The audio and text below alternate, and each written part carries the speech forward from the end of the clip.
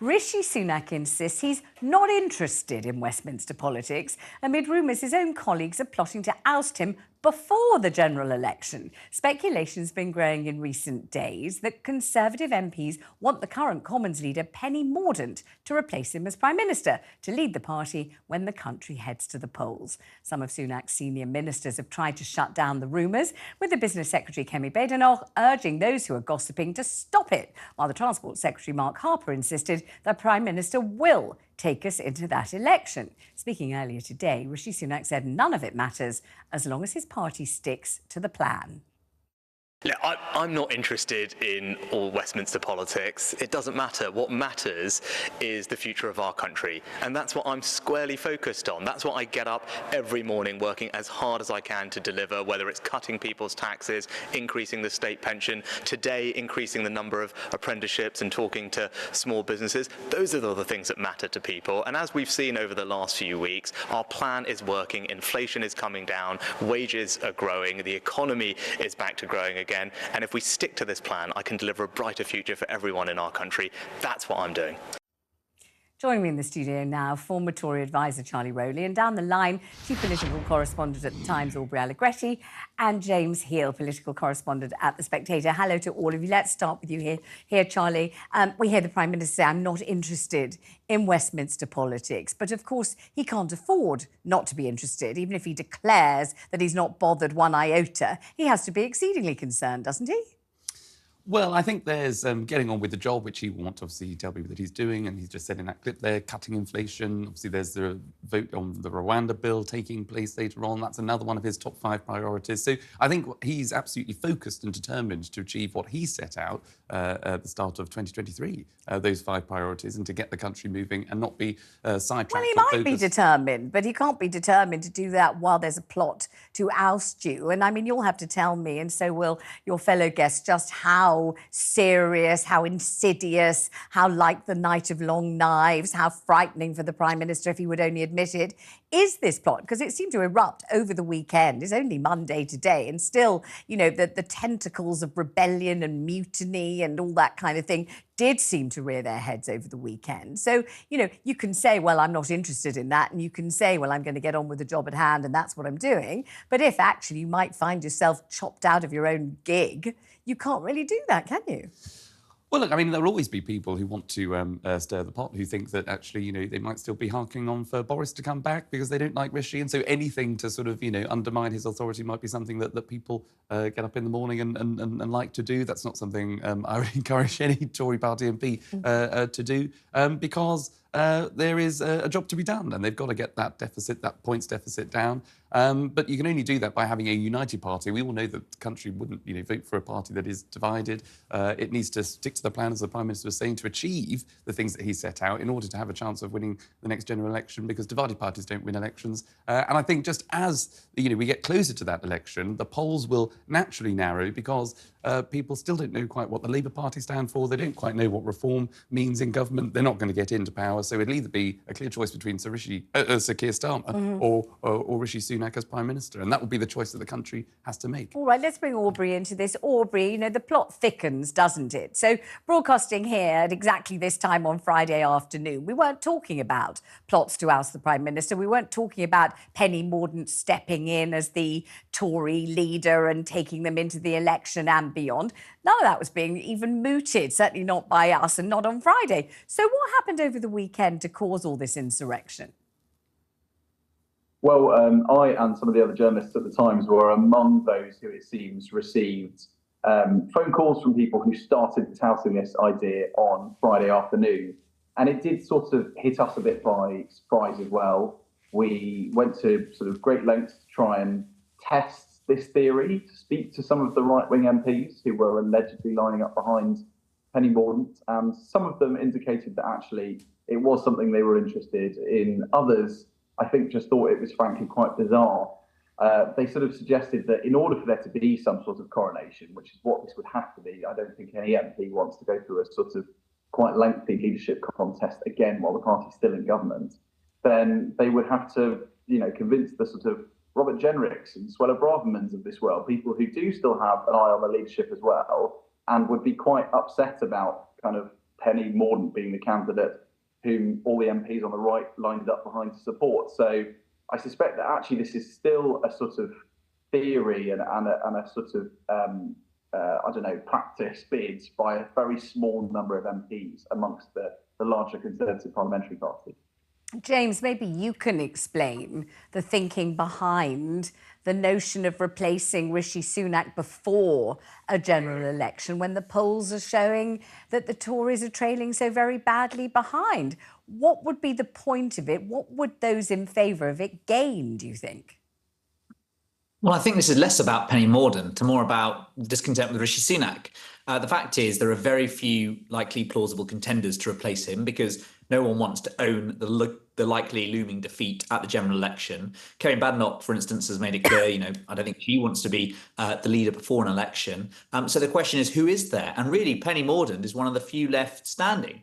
And therefore, this is more about, I think, some MPs expressing discontent via talking up another candidate. And that's because they see what's happening with the May local elections. That is really concentrating minds right now. Talking to MPs, they're making points that, for instance, in 2019, Theresa May was done after the European elections.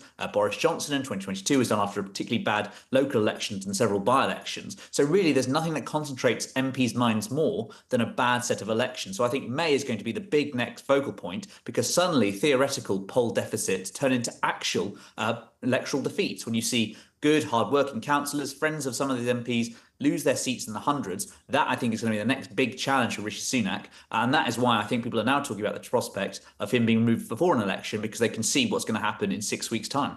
And yet, we always say, don't we, every time we broadcast a local election, we talk about the fact that you can't really gauge anything by it, you can't really come to any conclusions about the effect on a general election. We always make a big thing about how, don't read too much into this, don't we?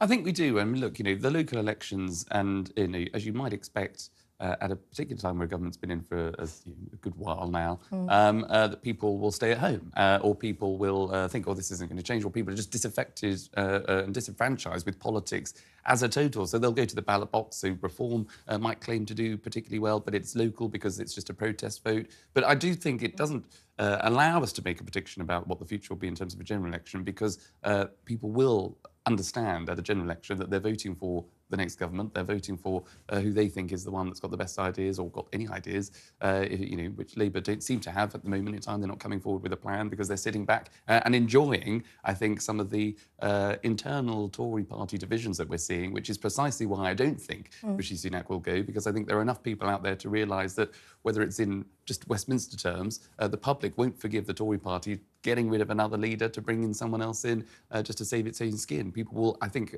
show a little bit more respect to the Tory party if it shows a little bit more respect to its leader and keeps him there to go on and fight and win that general election. I mean, Aubrey, none of this covers the Tories in any sort of glory, doesn't it? This kind of backbiting, infighting, this kind of, I've used the word mutiny, but, this kind of general kind of rebellion and factions and different meetings of different groups of Tories, and I can't remember how many there are now, different Tory factions of all different kinds, regrouping and grouping. None of that makes pretty reading, does it, for the voter, the potential voter who is, as Charlie's just said, might well just decide that they can't bother with any of it and don't even feel like showing up for the general election, let alone a local one. But it's a bit of a kind of, I don't know, kind of self-consuming, cannibalistic waste of everybody else's time, isn't it? It's pretty unseemly, and indeed we've seen that over the weekend. There's a Conservative MP called Jonathan Gullis who is not by any means the sort of most ardent supporter of Rishi Sunak, but he was sent a 500-word missive on the Conservative MPs WhatsApp group, sort of groaning about how much harder all of his colleagues were making his job and talking about how his life was sort of being overcome by just constant sort of sniping and responding to internal party stories. Now, we've seen in the past that Conservative MPs have, I suppose, worried about really long and drawn-out sort of challenges to leadership figures, basically ultimately making them worse off at the end of it. And I suspect that people like Simon Clarke, one of only two Conservative MPs who have been calling for Rishi Sunak to go for a number of months, they will sort of be feeling quite, righteous and be saying, we've been saying all of these things for months and colleagues are only now just coming around to it. It's meant that the sort of pain has been a lot more slow and protracted. But ultimately, I don't think Conservative MPs on the whole will decide that ditching Rishi Sunak is in their best interest. And James, Rishi Sunak's trying to put a glossy top spin on things, isn't he? Talking about the economy, I don't know, a renaissance of the economy, that things are showing a kind of definite financial uptick, inflation isn't what it used to be, etc., and so forth. Is anyone buying that? Maybe it's true. Well, I think his number 10 team has been quite astute over the past 15 months in some respects, trying to ward off internal dissent and trying to pick their moment with battles. I think right now there's a bit of a sense of a vacuum within government. And I think, therefore, the key thing for Rishi Sunak will be to try and fill the agenda and make the political weather. And so I think events like the Rwanda bill this week that's going back and forth, they'll hopefully unite the party on that. And on Wednesday, of course, you've got the inflation figures out as well. And if that shows a bigger than expected fall in inflation, Rishi Sunak will then be out and saying, stick with me, we've got a plan, we can all do this together. And I think that's the key thing, really, is trying to inject the government after 14 years with a sense of mission and purpose is one of his best bets to keep it going and keep the show on the road until that general election. Charlie, one of the issues concerning political pundits today in all the different papers and media has been, would Penny Mordaunt make a good Prime Minister or even a good Tory leader? Everybody knows she distinguished herself so magnificently at the coronation, and she did that fabulous sword-holding feat, really could have done it in the circus. It was so professional and fantastic. Also, her outfit was terrific and her hair was terrific, and she got the whole thing absolutely blissfully perfect and became the Pippa Middleton of the coronation. It was all great. But I've been reading pieces all day saying, actually, she would be a completely inappropriate leader for the party. She's exceedingly woke. She's much too left-wing for most voters, not to mention most fellow politicians, and that she just wouldn't be the right look at all. I mean, what do you think of that? Well, I think, look, Penny is, I've worked with Penny, I think Penny's great, but there isn't a vacancy, and I don't think anyone will really know, actually, as we've probably discovered over the last few years, whether you'd make a good Prime Minister or not until you actually become it, and it didn't sort of turn out very well for Liz, and even Boris and, Theresa, so there were obviously issues because they are no longer in the job, so it's impossible probably to... But is it true that she's woke? Is it true that she's unusually woke, which kind of means left-wing-ish, doesn't it, for a Tory? Is that true, that her thoughts on, for example, the trans issue and many other issues keep her quite sort of decidedly out of sync with lots of her colleagues? I don't think so. I mean, she's certainly, someone that was former Secretary of State for the Department for International Development when that department existed, so foreign aid and that. So in terms of things on the left of the party, she's been vocal about, but she's probably a centre-right politician. But she's also, a naval reservist. So she's fought for the country. So she is someone that is very patriotic. She is very believes in the country. She believes in the UK. She gets up the dispatch box in her role as leader of the House and takes it to the SNP. She's a proper unionist. She wants to keep this country together. She is. She takes the role very Sounds to me as though she's getting your endorsement. Well, I like Penny, but I like Rishi, and Rishi's a Prime Minister, and that's how it's about having a cup of tea with them. I'm talking, I don't like everybody. I'm not talking about your mother, well, I like everybody. The Mother Teresa side of your personality, where you're being charitable about everybody. I'm asking about being leader of the party, not whether you like her. Do you think she would be a good one?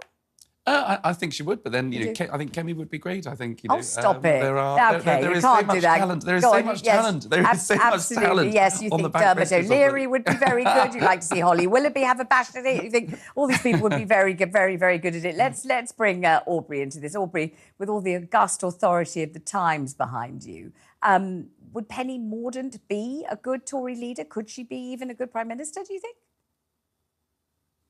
She probably could. And if you look, for example, at the ranking in the Conservative Home website of cabinet ministers and senior Tories, she regularly polls really highly. So she's very popular amongst members of the party. And she did sort of get very close twice, if you like, to nearly getting a shot at it. Obviously, she came third in the 2022 contest. If there had been 4 switches from Liz Truss to Penny Mordaunt, then it would have been a runoff between Penny Mordaunt and Rishi Sunak. With the members, and there's lots of people who think that she would have outperformed him there. And then again in October 2022, she was just shy, we're told, of the 100 MPs who were needed to get on the ballot. So she's not somebody who would necessarily struggle to command the authority of the party. But I suppose the question is, can she really kind of turn a 20-point deficit in the polls around for the Conservatives if she suddenly were installed as Prime Minister? I mean, again, some of the MPs who are supportive of this idea think she can. They basically say the country has stopped listening to Rishi Sunak, therefore it's impossible for us to turn things around. And, if you think that things can't get any worse, then it's worth another throw of the dice. So the question is really whether or not she can lead the Conservatives to a smaller style defeat rather than sort of wipe out 1997 style that they're on course for. Nobody really seems to be suggesting that she is a candidate who could really save the Conservatives from defeat in any case. Let's see what James thinks at The Spectator. What do you think of the cut of Penny Mordaunt's jib? It's very naval, the cut of her jib, isn't it? Well, yes, I think you've got to remember where we are in the electoral cycle. Back in 2022, one of the accusations held against Penny Mordaunt was the fact that she wasn't considered a good minister. There were MPs coming out and people like David Frost criticising her for her supposed lack of a work ethic. I suppose now at this point, Rishi Sunak, I think, is widely held by most ministers in government, even those who are quite critical about him, to be very diligent and hardworking, can't fault his sort of work ethic in terms of policy. But that doesn't seem to be turning much around right now. So I think perhaps right now, when, frankly, there's not much left in terms of the governing agenda, we're facing an election around 6, 7, 8 months' time, there may be a case perhaps that Penny Mordaunt as an electioneer is stronger than Rishi Sunak. While, of course, there may well be differences in terms of how they approach the act of governing, in terms of you just want to get through a sort of short electoral campaign, there could be a merit for that. And I do think what is quite striking is how many people outside of kind of the Westminster bubble do sort of say to me, they say, Penny Mordaunt, she was the one at the coronation, or she was the one who did this and that. Some of them remember her speech from about 10 years ago when she spoke in the House of Commons and moved the Loyal Address. She was considered some quite funny and attractive to voters. So I think perhaps there is a sense that the country may be prepared to listen to someone like that rather than Rishi Sunak right now. But of course, you do have to remember that when the last time Penny Mordaunt did run for leader, 2/3 of the party was not willing to back her in any capacity. So I do think there are reservations about Penny Mordaunt. And the fact is, right now, as Aubrey was saying, with the scale of the issue facing the Conservatives in terms of that poll deficit, I'm not sure quite who anyone could bring it around, even if they were the best electioneer in the world.